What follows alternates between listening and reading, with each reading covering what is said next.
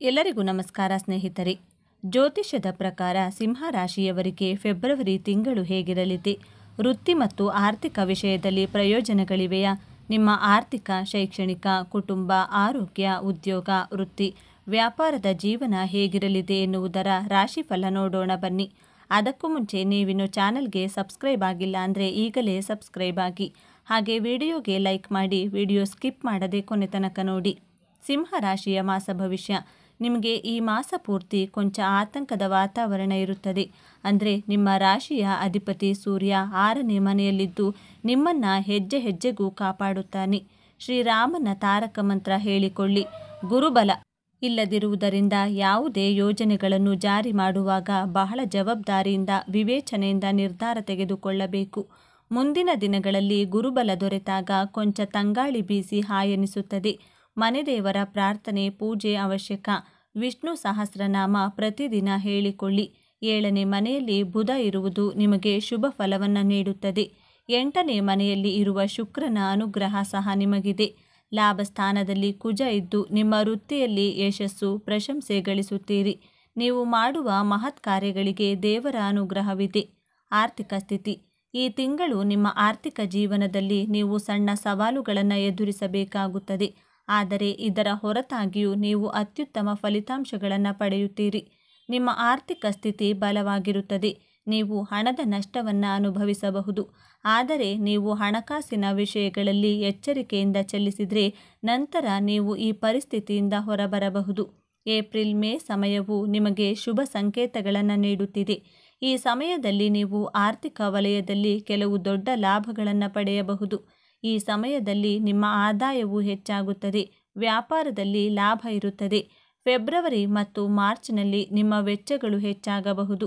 ಇದಲ್ಲದೆ ನೀವು ಈ ವರ್ಷ ನಿಮ್ಮ ಹಳೆಯ ಸಾಲವನ್ನು ಮರುಪಾವತಿ ಮಾಡಬಹುದು. ವೃತ್ತಿ ಜೀವನ. ಈ ತಿಂಗಳು ನಿಮ್ಮ ವೃತ್ತಿ ಜೀವನದಲ್ಲಿ ಯಶಸ್ಸನ್ನು ಪಡೆಯಲು ನೀವು ಶ್ರಮಿಸುತ್ತೀರಿ.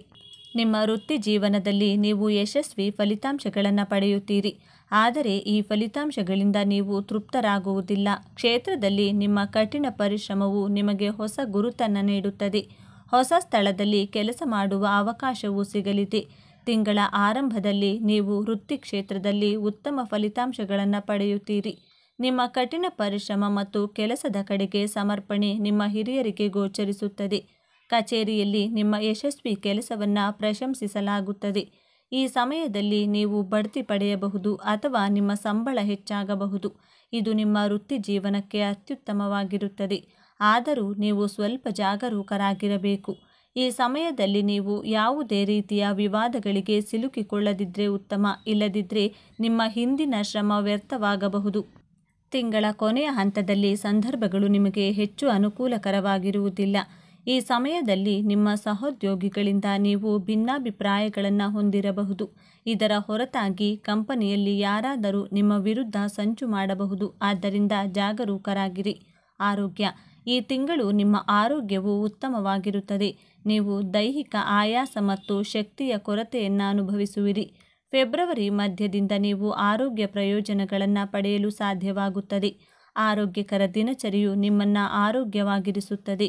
ಯೋಗ ಮತ್ತು ಆಸನಗಳು ನಿಮ್ಮ ಮನಸ್ಸನ್ನು ಸ್ಥಿರವಾಗಿ ಮತ್ತು ಸಂತೋಷವಾಗಿರಿಸುತ್ತದೆ. ಈ ಸಮಯದಲ್ಲಿ ನಿಮಗೆ ಹೊಟ್ಟೆ ನೋವು, ಅಜೀರ್ಣ, ತಲೆನೋವು, ಕೆಮ್ಮು ಇತ್ಯಾದಿ ಸಮಸ್ಯೆಗಳಿರಬಹುದು. ಸಣ್ಣ ಪುಟ್ಟ ಕಾಯಿಲೆಗಳನ್ನು ಎಂದಿಗೂ ಲಘುವಾಗಿ ಪರಿಗಣಿಸಬೇಡಿ. ಬದಲಿಗೆ ತಕ್ಷಣವೇ ಚಿಕಿತ್ಸೆ ಪಡೆಯಿರಿ. ಒಳ್ಳೆಯ ಅಭ್ಯಾಸಗಳನ್ನು ಅಳವಡಿಸಿಕೊಳ್ಳುವುದು ಉತ್ತಮ. ಆರೋಗ್ಯಕ್ಕೆ ಬಹಳ ಅವಶ್ಯಕ. ಆದ್ದರಿಂದ ಧೂಮಪಾನ ಮತ್ತು ಮದ್ಯಪಾನದಿಂದ ದೂರವಿರಿ. ಸಸ್ಯಾಹಾರಿ ಆಹಾರಕ್ಕೆ ಪ್ರಾಮುಖ್ಯತೆ ನೀಡಿ. ಯೋಗ ಮಾಡಿ. ಪ್ರತಿದಿನ ವ್ಯಾಯಾಮ ಮಾಡಿ. ಮಾನಸಿಕ ಶಾಂತಿಗಾಗಿ ಧ್ಯಾನ ಮಾಡಿ. ಈ ವರ್ಷ ಕೆಲಸದ ಒತ್ತಡ ನಿಮ್ಮ ಮೇಲಿರಬಹುದು. ಆದ್ದರಿಂದ ನಿಮ್ಮ ವಿಶ್ರಾಂತಿಗಾಗಿ ಸಾಕಷ್ಟು ಸಮಯವನ್ನು ತೆಗೆದುಕೊಳ್ಳಿ. ಪ್ರೇಮ ಜೀವನ.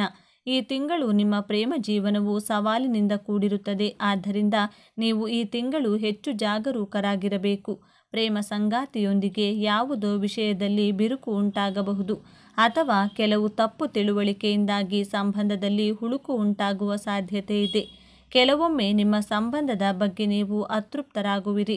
ಪಾಲುದಾರರೊಂದಿಗೆ ಯಾವುದೇ ರೀತಿಯ ವಾದವಿದ್ದರೆ ನಂತರ ಅದನ್ನು ಒಟ್ಟಿಗೆ ಪರಿಹರಿಸಲು ಪ್ರಯತ್ನಿಸಿ. ಈ ಸಮಯದಲ್ಲಿ ನಿಮ್ಮ ಸಂಗಾತಿಯ ಮೇಲೆ ಯಾವುದೇ ರೀತಿಯ ಒತ್ತಡವನ್ನು ಹೇರಬೇಡಿ ಅಥವಾ ಅವರ ಮೇಲೆ ನಿಮ್ಮ ಅಭಿಪ್ರಾಯಗಳನ್ನು ಹೇರಲು ಪ್ರಯತ್ನಿಸಬೇಡಿ. ಪ್ರೀತಿಯ ಸಂಗಾತಿಯ ಭಾವನೆಗಳನ್ನು ಅರ್ಥ ಮಾಡಿಕೊಳ್ಳಿ. ನಿಮ್ಮ ಪ್ರೀತಿ ಪಾತ್ರರ ಜೊತೆ ನೀವು ಪ್ರಣಯ ಕ್ಷಣಗಳನ್ನು ಕಳೆಯುವ ಇಂತಹ ಅನೇಕ ಸಂದರ್ಭಗಳು ಸಹ ಬರುತ್ತವೆ. ಒಟ್ಟಿಗೆ ನೀವು ಎಲ್ಲೋ ಪ್ರವಾಸಕ್ಕೆ ಹೋಗಬಹುದು. ಇದು ನಿಮ್ಮಿಬ್ಬರ ನಡುವಿನ ಸಂಬಂಧವನ್ನು ಗಟ್ಟಿಗೊಳಿಸುತ್ತದೆ. ಸಂಗಾತಿಯ ನಂಬಿಕೆಯನ್ನು ಕಾಪಾಡಿಕೊಳ್ಳಿ. ಮದುವೆ ಯೋಗ. ಸಿಂಹರಾಶಿಯಲ್ಲಿ ಜನಿಸಿದವರಿಗೆ ಮದುವೆಯ ವಿಷಯದಲ್ಲಿ ಮಿಶ್ರ ಫಲಿತಾಂಶಗಳನ್ನು ತರಬಹುದೆಂದು ಗ್ರಹಗಳ ಸ್ಥಾನಗಳು ಸೂಚಿಸುತ್ತವೆ. ಕೆಲವು ವ್ಯಕ್ತಿಗಳು ಅನುಕೂಲಕರ ಫಲಿತಾಂಶಗಳನ್ನು ಪಡೆಯಬಹುದು. ಇತರರು ತಮ್ಮ ವೈವಾಹಿಕ ಜೀವನದಲ್ಲಿ ಸವಾಲುಗಳನ್ನು ಎದುರಿಸಬಹುದು. ಆದ್ದರಿಂದ ನಿಮ್ಮ ಸಂಗಾತಿಯೊಂದಿಗೆ ಮುಕ್ತ ಮತ್ತು ಪ್ರಾಮಾಣಿಕ ಸಂವಹನವನ್ನು ಕಾಪಾಡಿಕೊಳ್ಳುವುದು ಮತ್ತು ಈ ಅವಧಿಯಲ್ಲಿ ಬಲವಾದ ಮತ್ತು ಆರೋಗ್ಯಕರ ಸಂಬಂಧವನ್ನು ನಿರ್ಮಿಸುವತ್ತ ಕೆಲಸ ಮಾಡುವುದು ಬಹಳ ಮುಖ್ಯ. ಈ ಅವಧಿಯಲ್ಲಿ ನಿಮ್ಮ ಸಂಬಂಧ ಅಥವಾ ಮದುವೆಗೆ ಸಂಬಂಧಿಸಿದಂತೆ ಹಠಾತ್ ನಿರ್ಧಾರಗಳನ್ನು ತೆಗೆದುಕೊಳ್ಳುವುದನ್ನು ತಪ್ಪಿಸುವುದು ಸಹ ಮುಖ್ಯವಾಗಿದೆ. ಸಿಂಹರಾಶಿಯವರಿಗೆ ಅದೃಷ್ಟದ ದಿಕ್ಕು ಪಶ್ಚಿಮ ದಿಕ್ಕಾಗಿದೆ. ಈ ದಿಕ್ಕು ನಿಮಗೆ ಸಾಕಷ್ಟು ಲಾಭವನ್ನು ತಂದುಕೊಡಲಿದೆ. ಈ ದಿಕ್ಕನ್ನು ಕಡೆಗಣಿಸಬೇಡಿ. ಸ್ವಚ್ಛವಾಗಿಡಿ. ಪೂಜೆ ವೇಳೆ ಈ ದಿಕ್ಕಿಗೂ ಆರತಿ ಮಾಡಿ. ಇದರಿಂದ ಮನೆಯಲ್ಲಿ ಸುಖ, ಶಾಂತಿ, ನೆಮ್ಮದಿ ಎಲ್ಲವೂ ಈಡೇರುತ್ತದೆ. ಅದೃಷ್ಟ ಸಂಖ್ಯೆ. ಸಿಂಹರಾಶಿಯವರಿಗೆ ಅದೃಷ್ಟ ಸಂಖ್ಯೆ 1, 14, 26 ಆಗಿದೆ. ಇದು ಸಿಂಹರಾಶಿಯವರಿಗೆ ಶುಭ ಸಂಖ್ಯೆಯಾಗಿದೆ. ಒಟ್ಟಿನಲ್ಲಿ ಸಿಂಹರಾಶಿಯವರಿಗೆ ಹರ್ಷವನ್ನು ತರಲಿದೆ. ಸಿಂಹರಾಶಿಯವರಿಗೆ ಮಾರ್ಚ್ವರೆಗೂ ಶನಿಯ ಕಾಟವಿಲ್ಲ. ಆನಂತರ ಗುರುಬಲ ಇರುವುದರಿಂದ ಎಲ್ಲ ಸಂಕಷ್ಟವನ್ನು ಸಹಿಸಿಕೊಳ್ಳುವ ಶಕ್ತಿ ಇರುತ್ತದೆ. ಸಾಧಾರಣವಾದ ಶೈಕ್ಷಣಿಕ ಜೀವನ ನಡೆಸುವಿರಿ. ಪ್ರೀತಿ, ಪ್ರೇಮ, ವೈವಾಹಿಕ ಜೀವನದಲ್ಲಿ ಕಲಹಗಳಿದ್ದರೂ ಅದನ್ನು ನಿಭಾಯಿಸುವ ಶಕ್ತಿ ನಿಮಗಿರುತ್ತದೆ. ಕಿರಿಕಿರಿ ಇದ್ದರೂ ಕೂಡ ನೀವು ಅದನ್ನು ಸರಳವಾಗಿ ತೆಗೆದುಕೊಳ್ಳುವಿರಿ. ಅದನ್ನು ಸರಿಹೊಂದಿಸುವ ಶಕ್ತಿ ನಿಮಗಿರುತ್ತದೆ. ಪರಿಹಾರಗಳು. ಮಘ ನಕ್ಷತ್ರದಲ್ಲಿ ಹುಟ್ಟಿದವರು ಪ್ರತಿ ದಿವಸ ಬಿಳಿ ಎಕ್ಕದ ಗಿಡಕ್ಕೆ ಪೂಜೆಯನ್ನು ಮಾಡಿ. ಇದು ಸಿಗಲಿಲ್ಲ ಅಂದರೆ ಬಿಳಿ ಎಕ್ಕದ ಬೇರು ಅಥವಾ ಗಣಪತಿಯನ್ನು ತಂದು ಪೂಜೆಯನ್ನು ಮಾಡಿ. ಪೂರ್ವ ಫಲ್ಗುಣಿ ನಕ್ಷತ್ರದಲ್ಲಿ ಹುಟ್ಟಿದವರು ಪ್ರತಿನಿತ್ಯವೂ ಸುಬ್ರಹ್ಮಣ್ಯ ದೇವರ ಆರಾಧನೆ ಮಾಡಬೇಕು. ಉತ್ತರ ಫಲ್ಗುಣಿ ನಕ್ಷತ್ರದಲ್ಲಿ ಜನಿಸಿದವರು ಪ್ರತಿನಿತ್ಯವೂ ಸಹ ಪೂರ್ವಕ್ಕೆ ಅಭಿಮುಖವಾಗಿ ಓಂ ಶ್ರೀ ವರಾಹಿ ದೇವ್ಯಾಯಿ ನಮಃ ಈ ಮಂತ್ರವನ್ನು ಪಠಣೆ ಮಾಡಿ.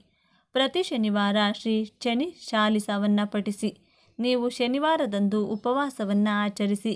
ಗೋಮಾತೆಗೆ ಹಸಿರು ಮೇವು ಮತ್ತು ಸ್ವಲ್ಪ ಬೆಲ್ಲವನ್ನು ತಿನ್ನಿಸಿ. ಪ್ರತಿದಿನ ಹನುಮಾನ್ ಚಾಲಿಸ ಪಠಿಸುವುದರಿಂದ ಅಥವಾ ಕೇಳುವುದರಿಂದ ಕೈಹಿಡಿದ ಕೆಲಸ ಕಾರ್ಯಗಳು ಯಶಸ್ವಿಯಾಗಲಿದೆ. ಶ್ರೀ ಶನೇಶ್ವರನ ದೇವಾಲಯಕ್ಕೆ ಪೂಜಾ ಸಾಮಗ್ರಿಗಳನ್ನು ನೀಡುವುದರಿಂದ ಕುಟುಂಬದಲ್ಲಿ ಧನಾತ್ಮಕ ಪ್ರಗತಿ ದೊರೆಯುತ್ತದೆ. ಸ್ನೇಹಿತರೆ, ಈ ಮಾಹಿತಿ ನಿಮಗೆ ಇಷ್ಟವಾಗಿದ್ದಲ್ಲಿ ದಯವಿಟ್ಟು ಶೇರ್ ಮಾಡಿ, ಲೈಕ್ ಮಾಡಿ ಮತ್ತು ನಮ್ಮ ಚಾನಲ್ಗೆ ಸಬ್ಸ್ಕ್ರೈಬ್ ಆಗಿ. ಎಲ್ಲರೂ ಭಕ್ತಿಯಿಂದ ಓಂ ಶ್ರೀ ಶನೇಶ್ವರ ನಮಃ ಅಂತ ಕಮೆಂಟ್ ಮಾಡಿ. ಧನ್ಯವಾದಗಳು.